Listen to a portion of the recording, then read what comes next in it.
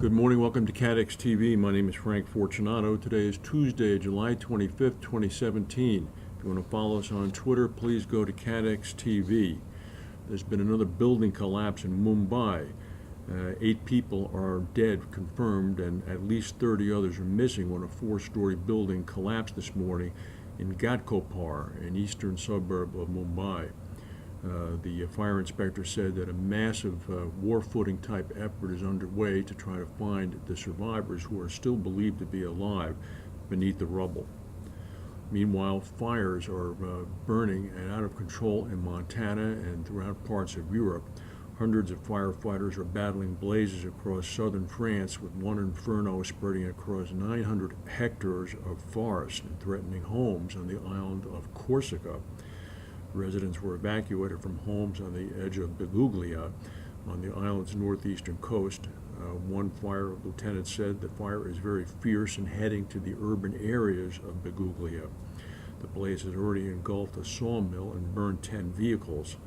Elsewhere in France, a fire raged in forests around Luberon in the Vaucluse region, covering 650 hectares. And in the nearby Var region, another fire burned over 200 hectares at Gigaro, close to Saint-Tropez. And another blaze in Carros, north of Nice, has burned a warehouse, a home, and 3 vehicles, and is still out of control. The fire officials said it is a very dangerous day, and the fight is going to be very, very long tonight. In the United States and Montana, there are 38 wildfires burning throughout the whole western United States. The one in Montana is the most serious one. 600 firefighters from some 18 states are battling the blaze there. The fire has torched buildings and raced through forests and drove scores of people from their homes. The Lodgepole Complex fire, which is what it's being named, was 20% contained after laying waste to 250,000 acres. It has destroyed 22 structures already. It's being combated with firefighters using airdrops, bulldozers to plow fire breaks, and there are very high temperatures in the region as well. Bermuda-based Everest Reinsurance has reported that it made a profit of $246 million for the second quarter of 2017, a significant improvement over the $156 million it made in the same period last year. The second quarter results take the company to a first-half profit of $537 million. Everest said that it had catastrophe losses net of reinsurance that amounted to about $53 million in the quarter, mainly coming from the South African Kinshasa fires, the Colorado hailstorms, and Peruvian flooding.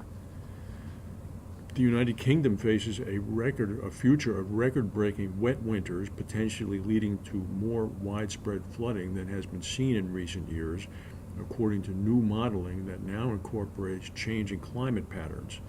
England and Wales now have a 34% chance of record rainfall between October and March. This is according to a new study by the government that came out yesterday. In 2013, heavy rain deluged parts of Cornwall in the southeast.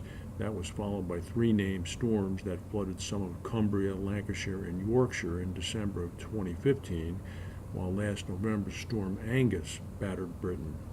Changing weather patterns caused by increasing global temperature changes means meteorologists can no longer rely on historical records to predict rainfall.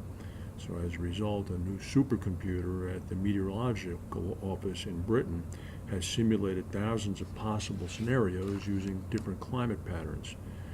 This gave many more extreme events than have happened in the real world, according to the lead researcher on the study. The Association of British Insurers estimated floods in December cost about $1.7 billion in claims. Well, it's apparently going to get worse. There's been a suicide attack in Lahore, Pakistan, targeting police personnel. At least 25 people have been killed and about 55 others are wounded. The explosion took place near one of the city's largest office towers, home to a government-sponsored technology park. And the Vatican has started shutting off its famous fountains amid a prolonged drought in many parts of Italy. Vatican Radio said that the move was in line with Pope Francis's teachings on the environment. Prolonged drought has hit 2/3 of farmland and has cost Italian agriculture some $2.3 billion in losses already. The Vatican has about 100 fountains, and all will be switched off, including those in its gardens.